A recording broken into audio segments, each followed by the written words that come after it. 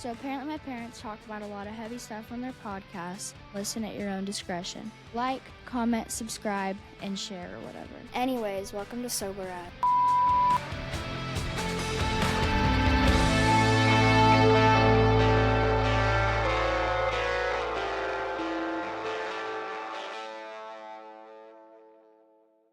Hey everybody, welcome back to the show. I'm Ryan. This is Jess. We are sober as fuck. Before we get to today's guest, I do want to remind everybody, please make sure you like, subscribe, and share the podcast. Also review and leave some comments on the show. Comment, please. Mm-hmm. Please comment. With sugar on top. Yes. Subscribe, share, download. Yes. Come on. We have numbers to hit, guys. That's right. Help us out. I'd say we have bills to pay, but we don't charge for the podcast. Right. That's not. We're in it for the clout, guys. Come on. Yeah, that's what it is. We're clout. Just to be honest. We're in it for the clout. Mm-hmm. Yep. So you went to the doctor today. I did. And you called me and you said, I'm a healthy little boy. I am very healthy. Exactly like that too. Boy. Mm-hmm. Except may have a little hip issue.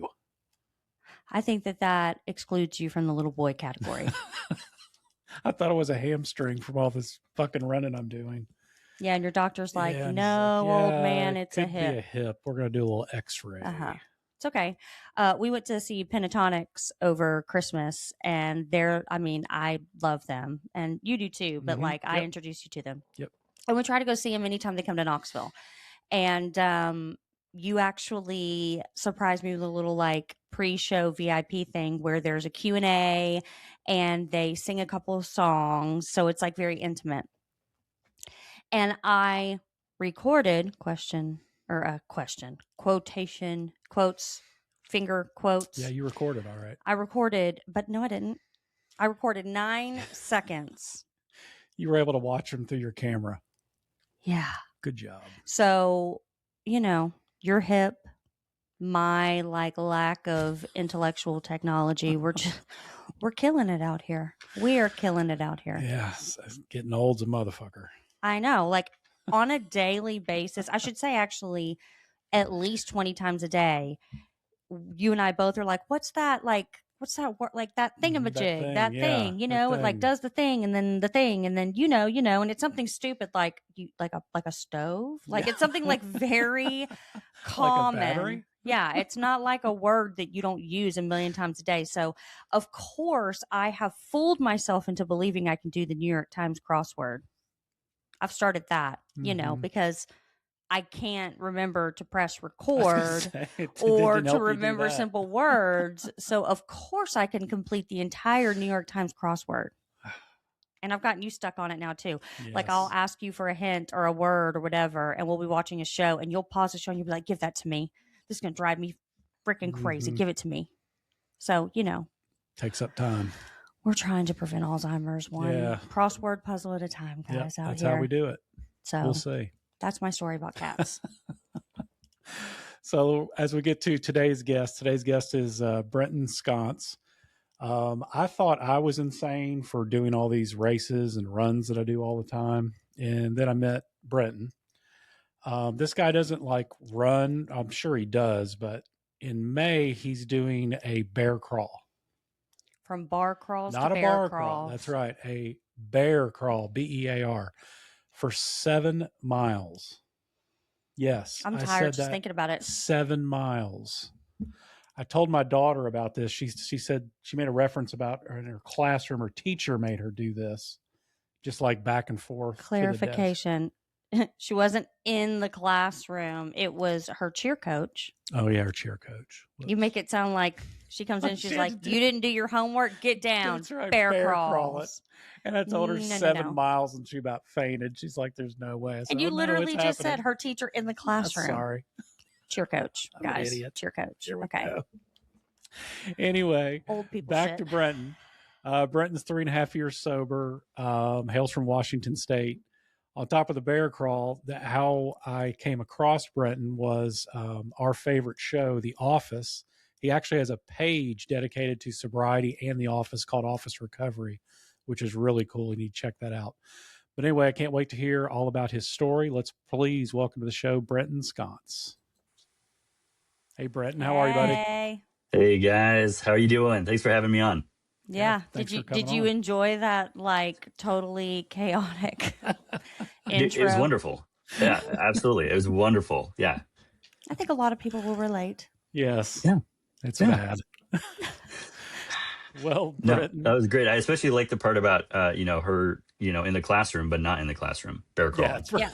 Yeah. I have that in my head now. Right. Cheer, So that's what I'm like around like He the was a desk. teacher, Like, though. what's He going was a on? teacher too, but yeah, she would Yeah. make a bear crawl, and I was like, It's an idea. We should start doing that at home. Well, before we talk about the bear crawl, I really want to hear about your sobriety journey. Kind of like how it started, up to about 3.5 years ago, and just kind of give us the deets on everything. Sure. Yeah. I was, I guess, a late bloomer to alcohol, if you will. I actually didn't have my first sip until I was like 19.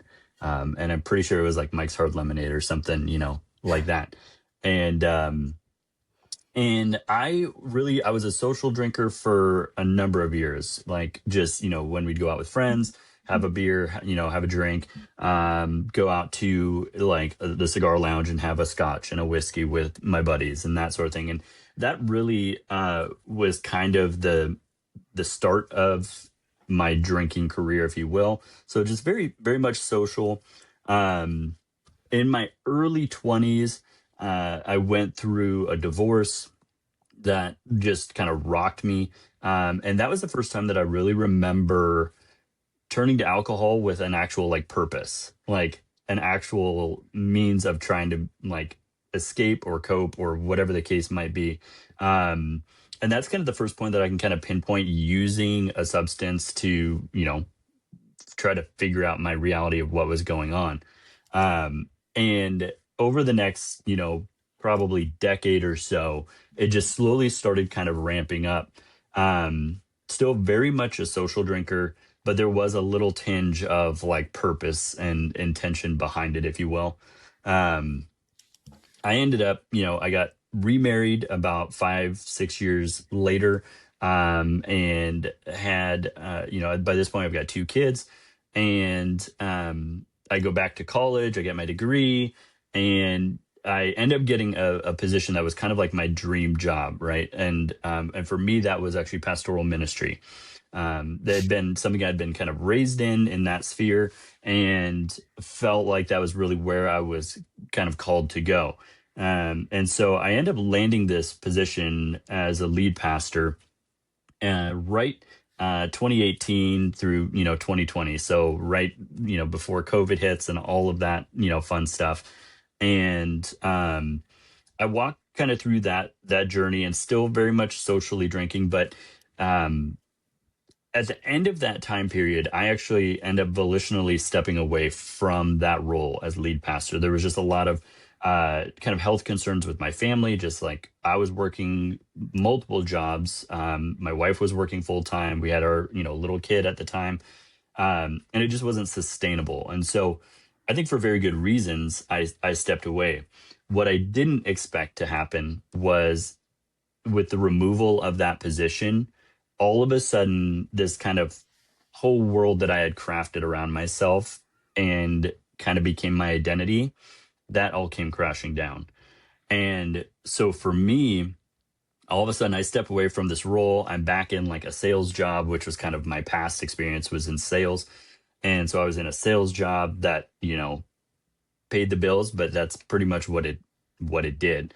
And so there wasn't like a lot of purpose behind it, a lot of meaning behind it.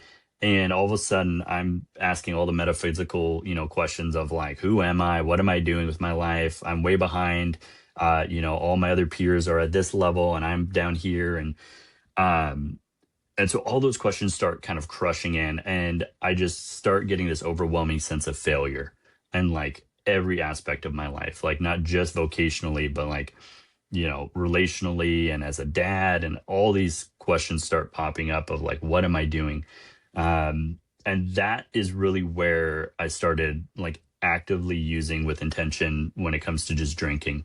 And it developed into, like one afternoon, I'm like drinking, 2 or 3 tall boys, and I'm like, oh man, if I can get feeling like this, then what if I feel great now. What if I just started doing this all day?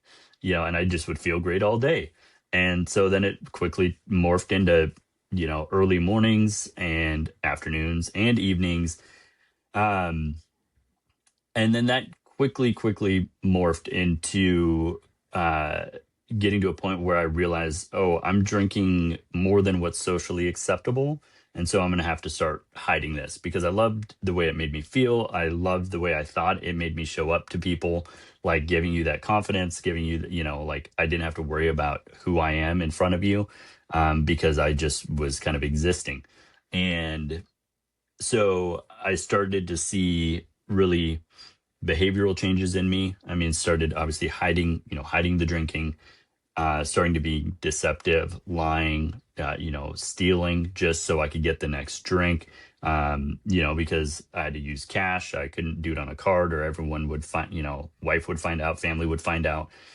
Um, and then I started having health complications, and I had put on in a span of about a year to a year and a half. I had put on probably 35, 40 pounds and started having, what I think now are just severe panic attacks.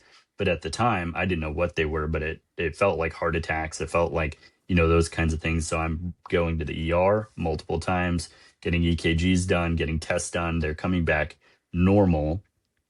In the back of my head, I'm like, well, it's got to be the alcohol, or at least the alcohol is not helping by any means. But it wasn't enough to scare me to stop, And of course, everyone else in my family was confused. They didn't know what was going on because they didn't know at the time everything that I was kind of going through.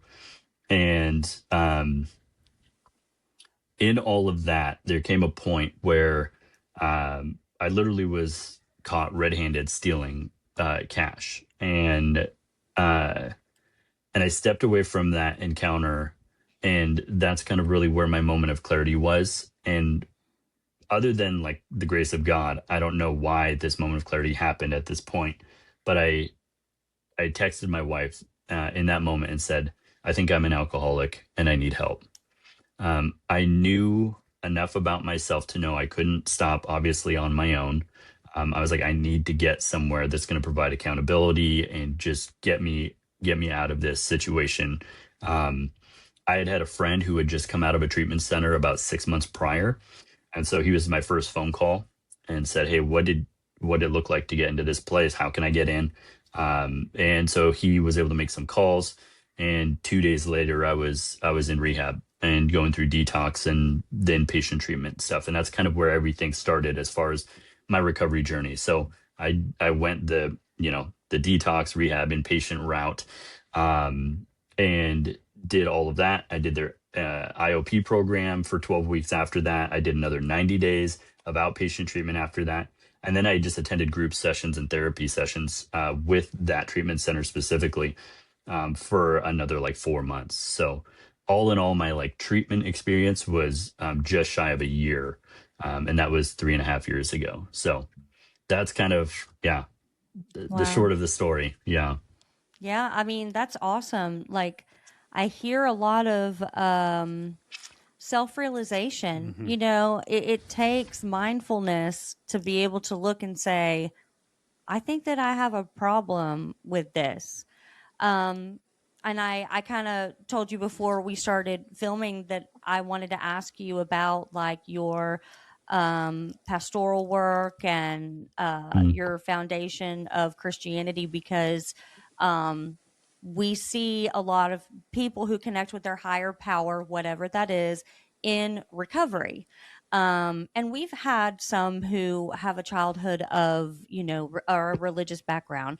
I grew up in a very small town in Texas, went to Southern Baptist school. I mean, I essentially went to Christian schools until I went to high school. And my mom was a devout Christian, a wonderful, wonderful person.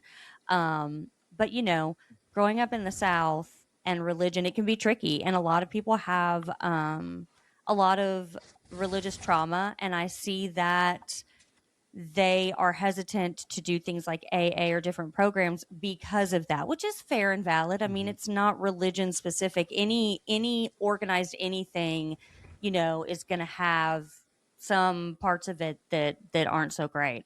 But what led you to want to become a pastor? What did that look like growing up?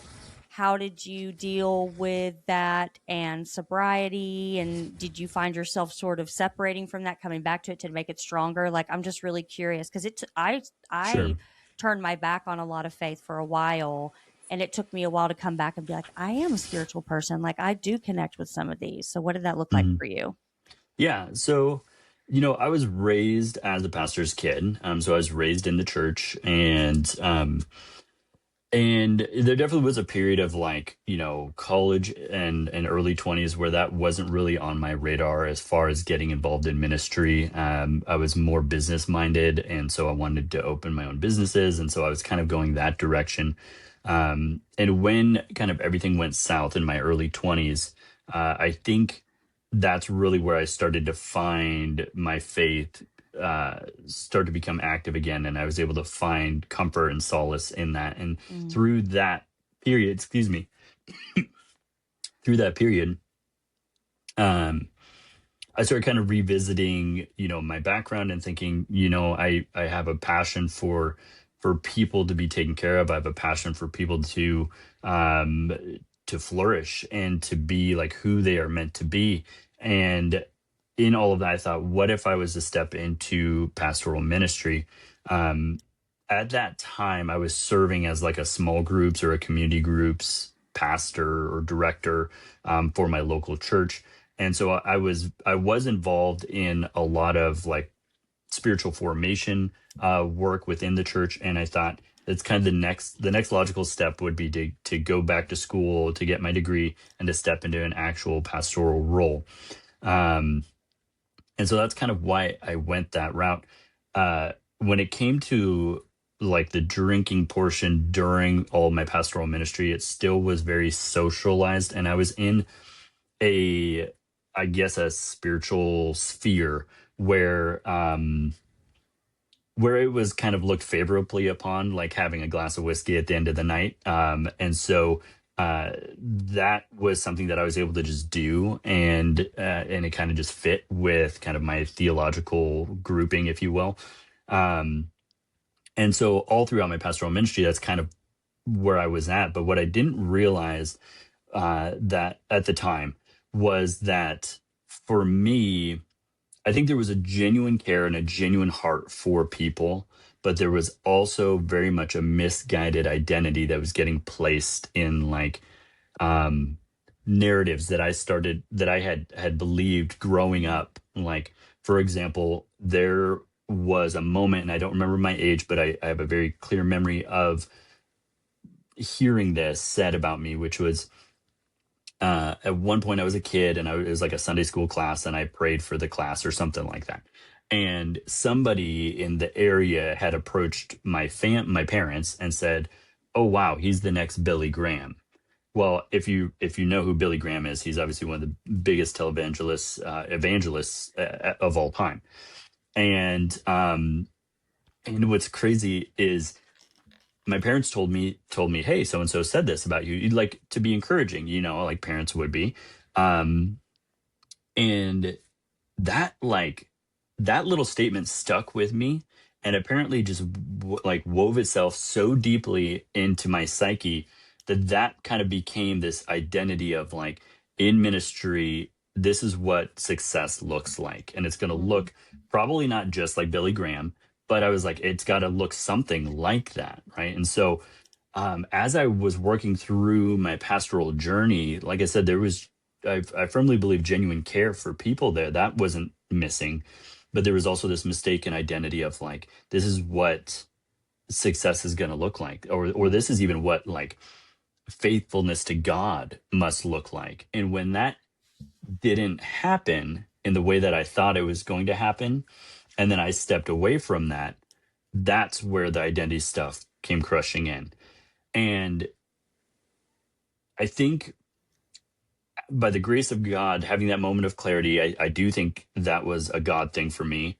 And then what I found in the midst of the brokenness, like as I was going through treatment, I had brought a book along and started reading that, and in the book, it kind of was rediscovering Jesus as someone who walks through people with their pain and in their lowest moments, um, and that like his heartbeat for people. And what I found was I rediscovered, I think, a proper view of who God is as Father, and not as this um, kind of distant, cold deity that is disappointed when you fail. And so I had been serving him, right?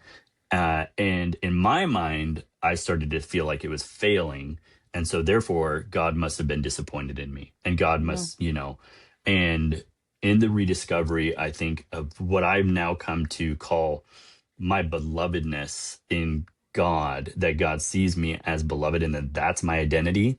Um, in the rediscovery of that, I found so much more freedom and the ability to just accept who I am and accept, like, this is where I'm at now. I won't always be here, but this is where I'm at now. And like, God's not distant. He's not cold. He's not disappointed. He's not ashamed.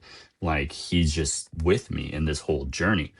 And so that's kind of where the faith portion of it all started to kind of flow back in, I would say, to my life. And so from that point forward, faith has been, a massive proponent of, or a tributor of my sobriety, um, being able to rediscover my identity, being able to get to a place where I'm not a perfectionist anymore. I'm not having to show up a certain way to people anymore. I'm able to just be and know that that's okay, and know that I don't have to impress you. You don't have to like me, and I'm still okay. Like, and all I can do is, take the next right step, love my God, love my people that are around me. And that's like what I'm called to do as a person. And so, yeah, so hopefully that kind of answers that portion for you. Yeah. And I told you this before too, like, Ryan's parents are Christian, and I know that you grew up with like the baseline of stuff, but you didn't grow up in like a religious heavy household. And so I totally get that, because the Bible and the story of Jesus and God can be very bipartisan, right? Like, you either have this very forgiving, loving God, or you have this vengeful, wrathful God. And I always say that, regardless of whether you're religious or not, or spiritual, the big like story and the concept is all of the same. You know what I mean? It is about Yeah. understanding and love and holding space. And I love how you made that distinction, because it's true. Like, I remember being a kid and like having my first like bad thought about God, or the first time I like, said GD in my head or something. And I was taught this like Southern Baptist, like, that's blasphemy. You're going to hell. Like, there's nothing you can do. And that's how it was sort of, and I don't know that it was the adults or if it was just the way that it was relayed, but it was like, if you do these things, they're unforgivable, and you're not going to heaven no matter how good of a person you are. You can murder somebody and still get forgiven, but if you take the Lord's name in vain, then straight to hell. And again, like, it's not explicitly that, but at a young age, you're right. Like, you're like, oh, well, I have to start doing this, this, and this. And then you feel bad. Like, I would remember people talking about prayer and being like, I heard the Lord speak to me. And I would always get so upset when I was a kid. And I was like, I would pray so hard. And I'm like, why doesn't he speak to me? Like, why? I mean, and I knew that you didn't like literally hear it, but like, how come this or how come that? And so, as I got older and experienced things, I moved further away from mine, like I said, and I identified as atheist for a really long time. Just because I was like, I don't believe in any sort of theism. I think that we're in control of our lives and all this stuff.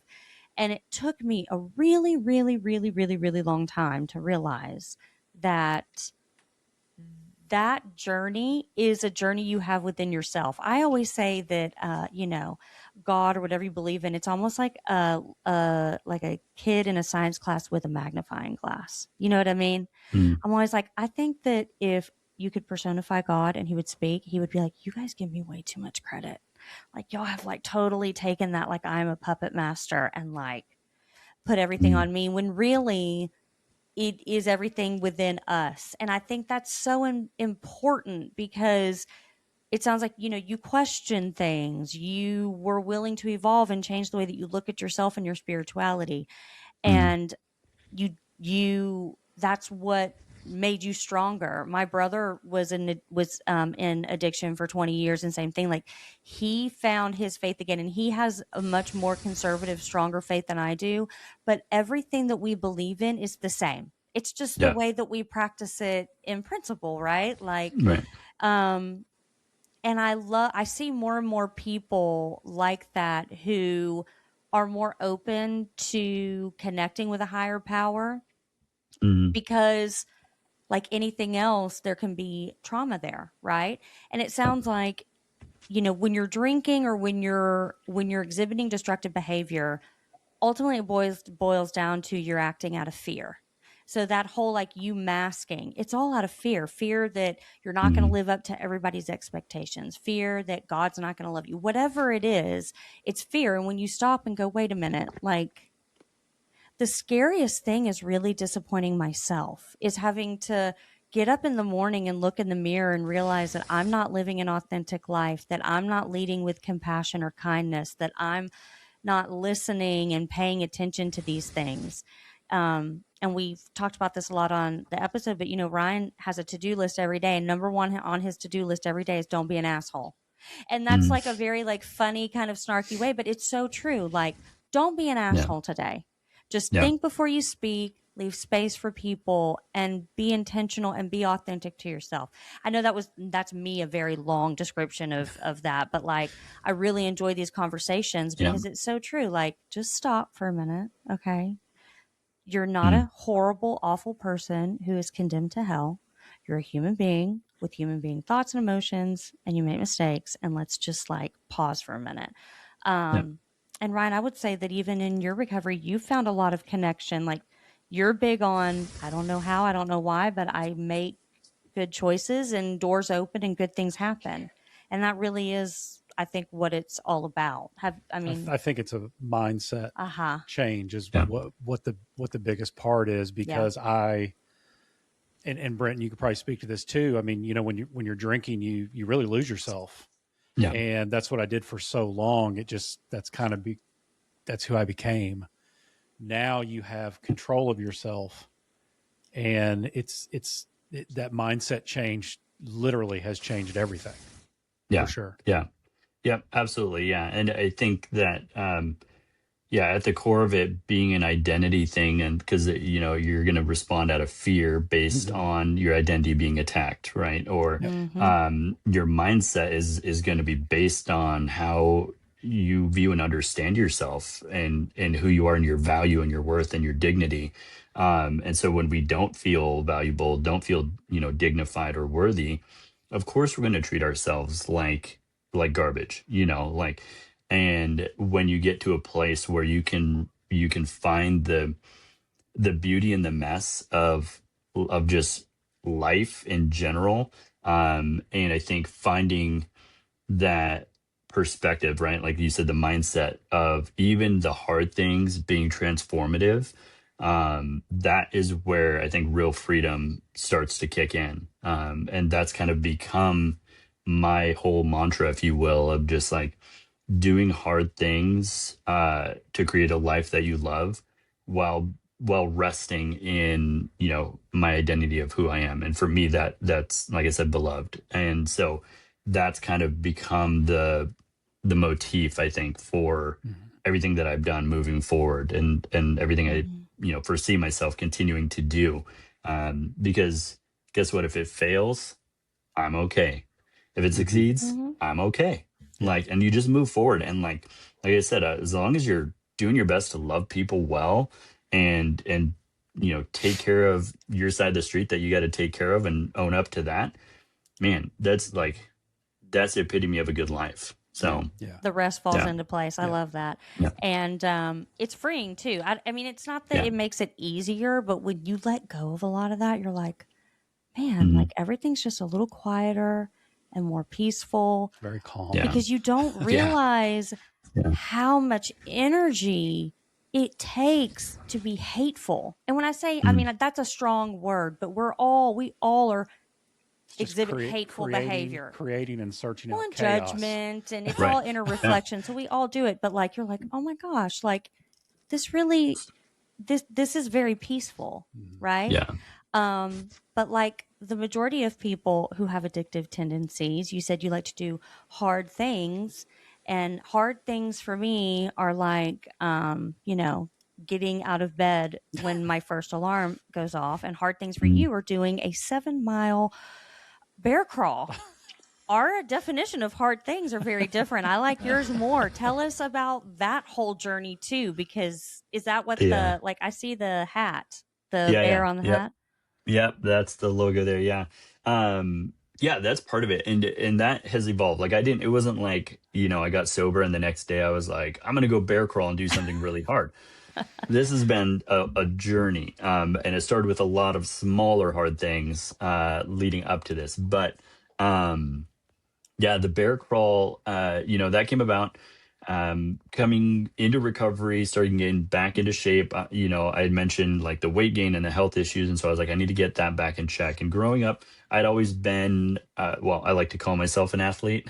Like, I don't know, but I played sports, I guess I should say. And so I always was in some sort of physical shape. And then in, you know, the course of events in life and everything, that just kind of slipped away. And so in recovery, I was like, all right, I want to, you know, kind of get that back. And it's part of kind of regaining control of who I am. And so I started doing that and just, you know, doing real simple workouts and things like that. And probably about a year ago, I started having the idea of like, I want to do something with this recovery. Like I had the office recovery page up, which was great, but I was like, I want to do something tangible as well. And a big part of my story is when I was in the treatment center, I was just a couple of days away from getting discharged. And I knew that I was like, there's no way I'm ready to like step back into the real world. Like this isn't enough time. Well, the program had this whole aftercare system set up, and a lot of treatment centers have this aftercare programs where there's like sober living and group therapy and counseling and all this stuff, vocational training, a bunch of stuff. And I was like, I really want to do that. And I was talking with my case manager. She's like, oh yeah, you could do that. Here's how much it costs. And I was like, oh, okay, well, that would have been cool, but there's no way I can afford that. Well, like a day later, she comes to me and she's like, hey, you don't know this, but we have a scholarship that I put your name into and you got approved. So your whole aftercare journey is 100% covered. For you to go and do this. And dude, like I broke down in tears because I was like, I knew this is what I needed to find success. So, you know, fast forward 2.5 years, now I'm like, what's a good way to give back? And I was like, that scholarship was so transformative for me. And I was like, and I know that so many people, like I'm still very involved, obviously, in the treatment center world, especially, you know, locally. And I was like, so many want to be able to go that route, but aren't able to because of costs. And insurance companies don't cover aftercare. Some may cover detox and some inpatient, but almost like, I don't think I've even found one yet in my research that will actually cover aftercare costs. And when you think about what happens in aftercare, like following inpatient for addicts and alcoholics, I mean, your dopamine levels are just now starting to reset by the time you're discharged. But you don't have like any tools. You don't have any community around you. A lot of times you walk out and you go back to your home and you're back in kind of the world that you came from, which isn't always the best situation. And so aftercare is massively important to build that foundation for people to get those tools and the community and the support and like learn how to cope healthily and things like that. So I thought, what if I did a scholarship for people to be able to get into aftercare? I contacted the treatment center I came out of, pitched the idea, and they said, you know what? You were the last person to receive a scholarship. And I was like, you mean like 3 years ago, 2.5 years ago? And they're like, yeah, nobody's like, there just hasn't been the funds there to help folks. So I was like, there it is. There's my mission right there. So then I thought, what can I do to fundraise for this scholarship? Coming out of ministry, I was like, car wash isn't going to do it. Like, bake sales, probably not going to do it. And so I thought, I want to do something crazy. And I was like, I'm just going to bear crawl. I'm going to bear crawl. What am I going to bear crawl? And I was like thinking about that. And I was like, oh, Bloomsday. That happens locally. It's a massive event. I was like, I'll bear crawl Bloomsday. And I contacted a buddy of mine who's a trainer, told him my idea.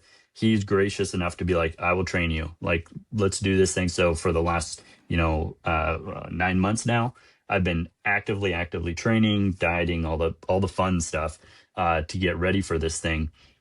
But the whole thing is designed to show the resiliency of recovery, how like recovery is often just slow, low, painful, a grind, but you make progress like one step at a time. And so there's a lot of symbolism in the actual bear crawl itself. And then it's all designed to raise funds for this aftercare scholarship that I'm putting together. And so I was able to get a fiscal sponsor to work with me. And so all of like donations and corporate sponsorships are all funneled through a fiscal sponsor, which is really great because they're able to handle all the, tax implications and everything for donors. So I can focus on, on talking to people and sharing the vision of what we're doing at Bear and train. Yeah. So that's how that came about. And yeah, now I'm, we're less than 4 months away. And I'm in this thing, man. There's like no turning back now. There's no turning back. You got to do Yeah. it. That's amazing. Brenton, that's fucking awesome, dude. So tell us, that's awesome. I mean, I know you've said it, but like just to recap again, when it is, Yeah. where it is, can other people get involved? Like, Yeah. Where can people donate? All that kind of good stuff. Yep. Oh, absolutely. So it's going to be May 3rd of 2026. It's in Spokane, Washington. It's called the Bloomsday Race. So if you just look up Bloomsday Run, I think is their official website. And I will be clear, it's not associated with the Bloomsday Association. So there's no connection there. I'm doing this completely independently with their approval. But my top points of contact are going to be social media, primarily Instagram, but I'm on all the platforms, TikTok, YouTube, Facebook, and it's just at Bear Recovery Foundation. So that's the name of the organization that I've started. And Bear stands for Build, Empower, Achieve, Recover. So that's what Bear does. And then obviously the Bear Crawl connection as well. As far as getting involved, obviously donations is kind of the big thing because I want to be able to help as many people as possible. Like it was so life-changing for me that I can only imagine what it will do for other people that really want to go, but can't afford it. And what's really beautiful is the scholarship that gets handed out. I will have an active involvement in like dealing out the funds, which I'm super excited about because I'll get to meet the people that are going into aftercare. I'll be able to talk with them and hear their stories and be able to walk with them at least for a while through their aftercare journey. And so there's a lot of like personal touch there. So the donation side is huge. That can be found on my website. That's in my link in my bios on all my platforms. And it should just simply say like donate now. And it'll take you to my fiscal sponsor page and you can donate. So that's how donations work. I'm always looking for business sponsors. So right now I've got 6 companies who have been absolutely amazing to work with. And they have sponsored both, financially as well as some product donations. But if there are businesses or organizations that are like-minded that see the value in helping people recover and find like long-lasting recovery, I'm always open to working with businesses and finding corporate sponsorship opportunities for them. And I'll wear your logo during the event. I'll give you shout outs. Like that's all part of the deal. I've got a whole thing worked up there. But those are kind of the primary ways to get involved. And then outside of that, If you're local to Spokane, Washington, I'm putting together the full team in January. So, I mean, I'm going to need folks directing traffic. Like, I don't want to get run over. Holding my waters, foods, like, there's going to be a whole thing. And so if you really want to be involved, that's a very tangible way to do it as well. And then outside of that, probably the other big piece is just share the story. Like share the journey and the page and the information of what's going on. Because the more people that can hear about it, the more people that can see it, the more people we're going to be able to help. And that's really the heartbeat behind what we're doing. So I think that's the big awesome. stuff there. That is awesome. You're absolutely insane, but right. In I a love good it. way. Yeah. I mean, I love it. that the acts of service, part of recovery is phenomenal, and that's, buddy, that's incredible. What Acts you're of doing. service is my love language, so I get it. That's awesome. To give back to what was given to you is just, buddy, that's awesome. So how does Thank you. someone qualify? Like, let's pretend that you've done the bear crawl, you have the funds. How does someone qualify for the scholarship? Does it have to be somebody who's in state, or if someone calls and they're coming out of treatment from another state, can they apply? How does that work? Yeah, so this year, since we just launched, the scholarship is going to be going to the treatment center that I actually came out of, to kind of give back directly to the organization that really kind of helped save my life. Following this event, then I will be looking to open up the scholarship opportunities. And I want to start, I want to go nationwide. We'll see how it plays out, and maybe statewide to start with, and then maybe kind of regional, and then we'll just kind of go from there. But the long-term goal is to be able to open it up nationwide for treatment centers. And then more than likely what would happen is allowing either families or caseworkers within treatment centers to apply with specific individuals in mind. And then through our vetting process with me, and then my therapists and my team here kind of vet the person and then do the scholarship for them to go. So awesome. There's a lot of moving parts there, but it's going to all develop over the next year or two. Hopefully, like I said, nationwide, if we can get enough traction going. I need to get him in contact with my brother, his boss, Jason. So my brother lives in Dallas, and he works for it is for profit, but for a reason. He works for a company called Haven. And what they do is they do intake for people going into detox. They organize like transportation and all those things. Yeah. And they don't do so much with treatment, but they have connections with all sorts of different treatment centers, and they take people from all over the nation. Yeah. So, it's all, and help place them. And they help place them. And it's all, really cool. I mean, they're all different organizations. It's confusing to people who don't understand how it works, but it's like, think about like phases, right? Like you go through this phase and rehab and all of those things. Right. But that was the main reason I asked, right? Is because I love that you're getting started locally, because just like anything else, it's a metaphor, but not like you have to take care of, get this part situated, and you want to give back to the treatment center that helped you, which I think that is beautiful. But as you're talking, I'm like, this could be something that he does nationwide. All over the place. I mean, globally even. You could have a Canadian bear crawl or anything. And that has the potential to be really big. We will definitely be donating to that. Yeah. Well, thank you guys. Yeah. I'm really excited as, after this event, like right now I'm just focused on doing this first one, right? Right, of course. After that, it's gonna develop a lot more. But one of the fun things that I think there's a couple of things that I want to do is develop, wellness festivals over the course of a weekend, where folks can come and just there's music and all the festivities of a festival, and then have like bear crawl competitions and stuff that people can do. The other thing that I want to do as well, and this is a little bit more of probably a personal challenge, but I think it would be really cool, is I would love to find a race in every state. And as this thing progresses every year, do a bear crawl and have that still be kind of the staple of what we do, to just kind of reiterate, like, the resiliency, the strength, the perseverance of recovery, and start, so next year maybe I do something in California, the next year maybe I do something in New York State, like every year train for something, probably around the 12K mark. I'm not getting any younger.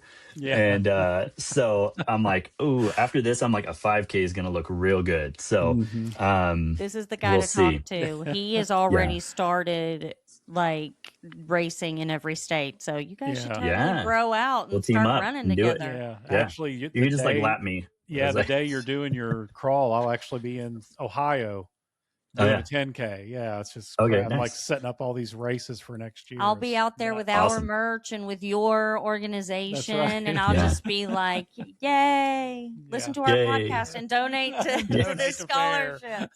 I'm Go good with that. team. Go Yeah. team! I'm Yeah. a great hype man. Yeah. That's awesome. No, yeah, that'd be cool. We'll have to do sometime we'll line it up and you'll run the race that I bear crawl or Oh something. yeah, and that would we'll be so cool. we'll Yeah, do it we'll together. have to That'd do be that. sweet.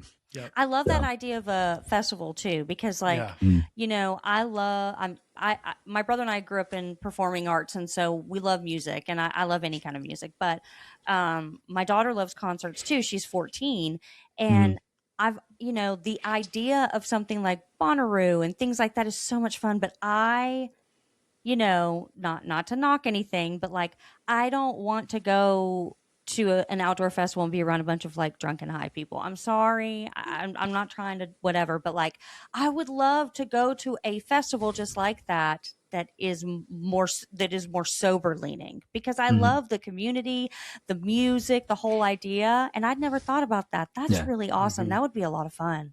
Yeah, Sit I around think it'd be a healthy ones. blast. Like having music, people camp out for the weekend, probably doing like a community project too, just to like give a little bit of Yeah. give back during the event, that folks can sign up on. Like, you buy a ticket and you're gonna help clean up this part of the town or whatever whatever the case might be. But and then after that it's just like food and music and saunas and cold plunges and all this stuff. So I think it'd be really, really cool. So And you get to remember all of it because That's you're not right. drunk with a Right. hangover. Yeah. You're like, oh my God, that Yeah. was fun. And I remember it That's being right. fun. yeah. Even Well, just think better. of like the community that would get built, and you'd be meeting people from Yeah. all Oh, big over. And so And you could yeah, like I bring think your it'd be really cool. kids too. Yep. I think our Yeah. daughter asked about one of those festivals last year, and I was like, you are 13 and you are out of your mind. You're Okay. nuts. Until you turn Yeah. 18, my job is to protect you. And then after that, you're going to be trying to like kill yourself without even realizing it. But for Right. now, no, absolutely not. But that'd be fun too. Could you imagine like taking your kids, especially like Oh, your yeah. 7-year-old, be like, let's go camp out and listen to music and like do a Mhm. cold plunge? I've thought about that too. Like there's so many adult activities and these big, huge things. And then you have kid stuff, but it's always very like cartoonish. Mhm. They never get to participate in like real life, like fun stuff. Yeah. Yeah. You can Yeah, see and like being able to bring kids along, and they get to Yeah. experience a little bit of like giving back and loving people and like meeting what it people looks and like to community. yeah. And Yep. it's a good So socialization for kids and people too. Like I have a lot of social anxiety. And so that's another reason that like, social gatherings, especially include alcohol, I'm usually like, I'm going to stay home. But to know that like around people who are there for the community, like I like all of those things. You can tell Yeah. my ADHD brain. I mean, it's already a worldwide tour and fundraising and all of that. And you're like, please, like, Yeah, let's just get through this right first one. now. That's we'll where get to I the go. first one, but I need that energy, yeah, because Yeah. I've got to that's I mean I'm right there with you. Like that's kind of where I see it going. But yeah, we'll make it through the first one step at a time, and Right. Yeah. and then go from there. But yeah, I'm excited. I think the response has been absolutely awesome. Folks have been responding really, really incredibly, and I'm just excited. I'm excited to see like literally the looks on people's faces as we're able to walk them through something that they want to be able to do and just can't. And Yeah. and man, the difference between life and death, the difference between healing family and generational trauma shouldn't be hindered by your bank account. And agreed. so, yeah. That's So amazing. I have to ask you about your first venture. You kind of got into the office recovery. How Yeah. did that come about? We love The Office. I'm a big fan. Yes, yeah, man, that one. Yeah, I love The Office, and a big part of my thing was like one of the things I noticed when I was in treatment was they would do like movie nights, and every time people in the recovery center would pick out like a comedy, right? And there came a point where I was like sitting there, I was like, what is it about comedies that we're all gravitating towards? Like, there's something that's connecting us. And so when I got out of the treatment center, I was like, I want us to investigate the kind of healing aspect of humor more. And so I started doing a lot of research on it and finding all of these different things like neurologically and everything that humor does when it comes to healing, specifically in the recovery community. So I was like, I want to do something with humor. And I was like, well, what's the funniest thing in the world? And that was a no-brainer to me. I was like, well, The Office, like, it's the greatest show of all time, and I will fight anyone, and that's a hill I will die on, is The Office, the US version. I'll be clear on that. Sorry, UK. But Agreed. so I was like, okay, I'm going to do Office. I was like, and I'm going to do memes, Office memes, but all recovery related. And as I started getting into it, I mean, like, we know, if you watch The Office, it's so relatable on so many levels.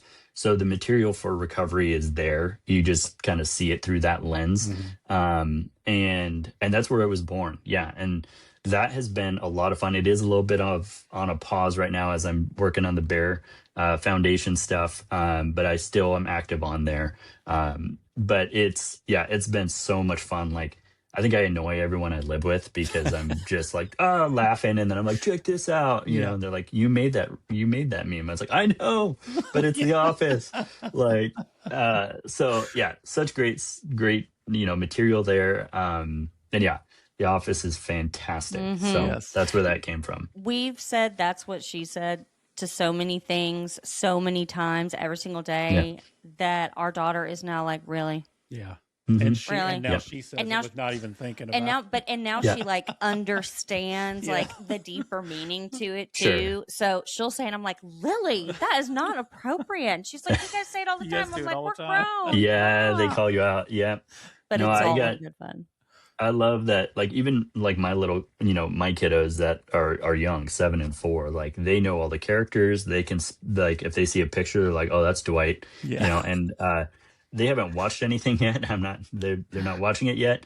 Right. But they know the characters, and they even have like little toy, like, I have little figurines of them, and they'll play with them and play Office. And we have, a couple of the books that are like kid oriented, and there's some really great ones out there. So they have those, and they've read all those. So yeah, they know all the characters, and so they're pretty funny when it comes to like Christmas or birthday time. Like, their go-to is like, well, we got to get Dad something from The Office. Oh yeah, so like, that's him. I don't hate it. So that's right. Yeah. And our daughter has a good friend. They've known each other forever. And he loves The Office. They're same age. Like, loves The Office. And he dressed up as Dwight Schrute for Halloween in elementary school. It was the best thing. Oh, that's great. Ever. Okay, so what season or episode do you find yourself always going back to? Oh, man. I know it's hard. That's why I said season or episode, because some people have an episode, some people have a season. I think I have both. Okay. Believe it or not, season 1. Yes. Season not 1. Many people say that, but that's me. Not many people, but it lays the groundwork. It's so, like, the actors are just getting into their characters. It's not fully developed. It's real raw and not just overly produced. Yeah. Hyper cringe. Like, it's so great. It's so great. So I think season 1.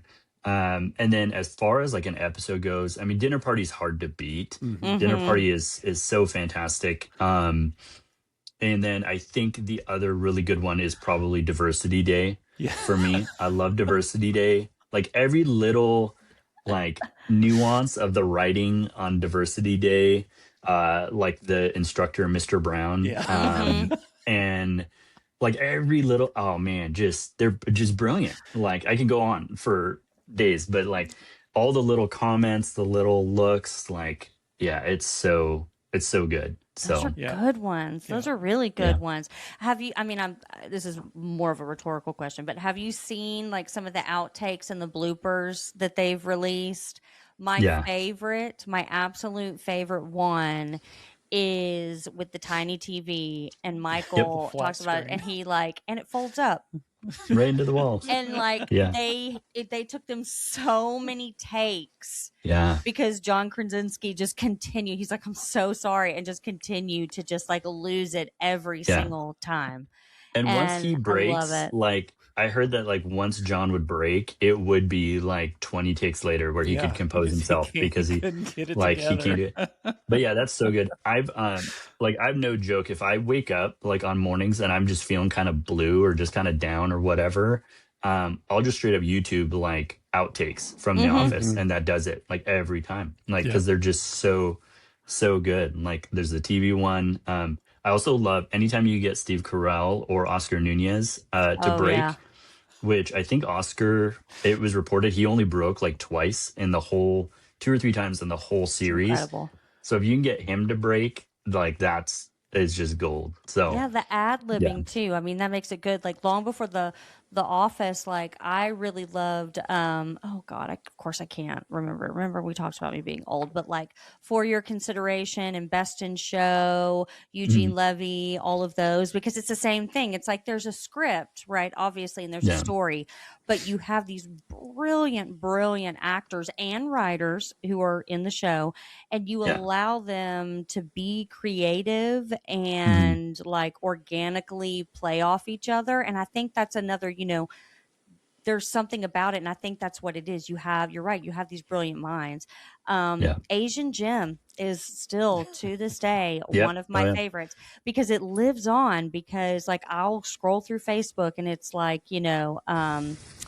every scene with John Krasinski and then it's just Asian Jim somewhere tiny in the corner and things like that. And then the best is the yearbook photos. The yearbook photos, it has, John Krasinski in The Office, and it shows the Asian Jim back in I love it. I love it. Oh my god, I love that. Yeah, and or the one where like they were in a movie together and it's like literally them side by side. I and love they're like, that. He's so good. He's such a great actor. He's so good. And then Jim dressing as Dwight. Those are my two. Those are moments, not full episodes, but like every time. See, and it's so good that like I'm like rolling through my head of all the scenes, and those ones didn't even pop up. But as soon as you say it, I'm like, absolutely amazing. Yeah. I mean, I know they're widely popular, but for a reason, right? Like every time I think, like I can be sitting on the couch and I'll just think of him and I'll just start laughing. He's like, "What are you laughing at?" I'm like, "You don't want to know the train of thought. Like, you don't want to know. You don't want to know how I got there." Yeah. Speaking of, so good. I do a lot of Creed in my head. Oh, believe it or not, a lot of Creed. He's so underrated, but brilliant. Very underrated. We looked at like the actor and like his history and all that, and like he was a musician. Like, that's grassroots. He's very incredible. Super impressive. Also, Nate's the most underrated, I think, and he can't open his mouth without me just laughing, and my wife just looks at me like, "What in the world? Like that's not funny." I'm like, "No, it's funny. Listen to how he's saying it." That's right. I know. Speaking of like laughing at everyday, ridiculous, mundane, silly things, we prepped you before we started recording. I know you normally take this over, but I'm gonna ask it. So go back to your drinking days. We know you were a pastor, okay, but that doesn't mean that you were perfect and type A all of the time. Okay, so you're gonna dig deep. What's one of your funniest drinking stories? If you pissed yourself, that's even better. Or if you laughed at a buddy who pissed himself, that's fine. Or fell. We got to have one, because if you can't laugh at yourself, then why wake up in the morning? That's right. I think probably the craziest or silliest thing that I can remember was going to see the Jackass movie in theaters, and I had pre-gamed. And I had pre-gamed heavy, and we get to our seats, me and a buddy of mine, and I'm just sitting there, and I just start spinning, and previews are just going, and I'm like, I'll be right back. So I go to the bathroom, throw up, come back to my seat, sit down, still spinning, harder and harder, go back to the bathroom. I don't remember until I'm like laying next to the toilet in the stall, and I kind of come to, and I stand up and I'm like, okay, I can't, there's no way I can go back in the theater. And so I was like, I'll just find my way back to my parked car in the parking garage, and I'll just wait for the movie to be done and my buddy to come out, and then we'll go home. So I make my way through the theater, get in the elevator, find where I think my car is parked in the parking garage. Oh no. Step out. I'm like, start walking to where I thought I had parked. And walking is a relative term. And I'm like staring right. I'm like, I thought I parked right here. No, not here. Okay. So I turn around. So I start riding the elevator, and I stop at like every floor. There's like six or seven floors. And I'm stopping, going to where I'm like, no, it's not there, not there, not there. I finally at some point get out on a level and go to find my car. Can't find it. Turn back to go back to the elevator for like the 10th time. Find myself in the corner of the parking garage. And the next thing I remember, I'm getting kicked in the ribs with a flashlight in my face, and it's mall security. Oh and my God. I had passed out in front of somebody's parked car, but up against the wall of the parking garage. And mall security's like, get up. And I'm like, so I get up, and I remember it's dark. It's nighttime. The parking garage is dark. And he's like flashing the light in my eyes. And he's like, what do you do? What are you on? What have you been taking? Look at his eyes. They're dilating. And I remember being like, bro, you're shining a bright light in my eyes. Like, of course they're going to change. And he's like, what are you talking about? And so they take me out, or they leave me at the elevators. Of course, they stop at the 3rd floor, walk me out of the elevators, and then parade me through the rest of the theater down to the ground floor to take me to the street where the cops were supposed to come and pick me up. The whole time, I'm like sort of sobered up enough, but to kind of know what's going on, but not enough to care. So I get up to the front of the theater, and the police car pulls up, and mall security standing next to me. And the cop pulls up, looks over at them and at me, and I'm like chilling. Like, I'm like leaning against the wall, like, and the cop pulls up, looks at them, and just drives off. And I remember mall security was so mad. Like, they're like, they don't think we're real. Ugh. Like, they're just ticked off. So then they're like, well, let's just take him back to his car. So they walk me back, and I'm like, I'm pretty sure I parked over here. And so we walk, and this time I'm like aware enough to be like, yeah, there's my car. And turns out I had been on the floor that my car had been on the whole time, and I just couldn't find my car. Just couldn't find it. You're like, Dude, thanks where's for my helping me car? find my car, And man. so we get back to my car, and my buddy's just chilling outside the car. And he's like, where you been? Like, and I've got mall security with me, I'm like, oh, just, and like mall security's like, hanging out. can you drive him home? And he's like, yeah.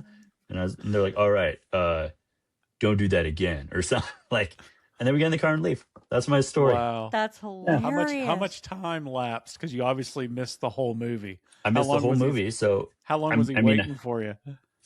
I don't know. I'm guessing it probably, the movie had been over, I'm guessing like 30 minutes, maybe 45 minutes, which is a long time to just wait. Oh, yeah. Yeah. Damn. Yeah. Well, wow. And I didn't watch any of the movie. Like, I saw the first preview maybe, and that's it.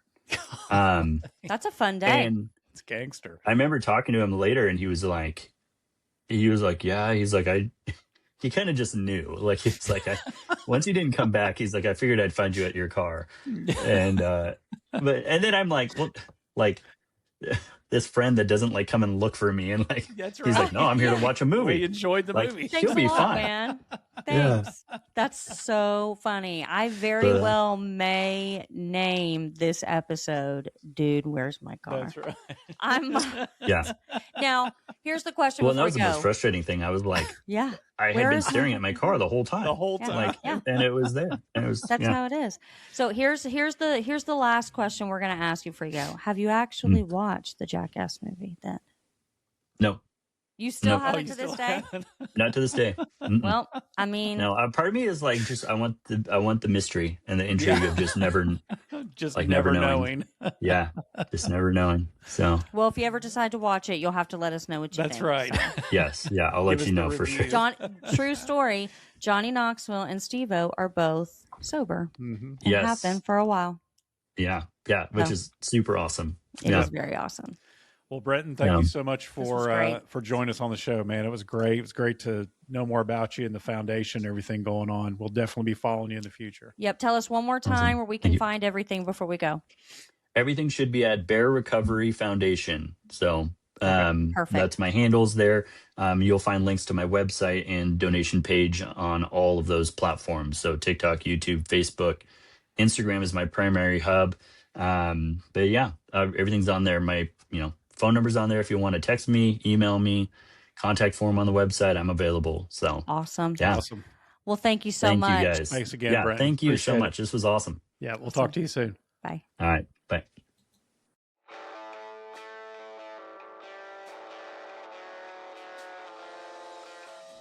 If you love the podcast, which I know you do, please like, subscribe, And hit that notification bell to get Boom. notified every time we post.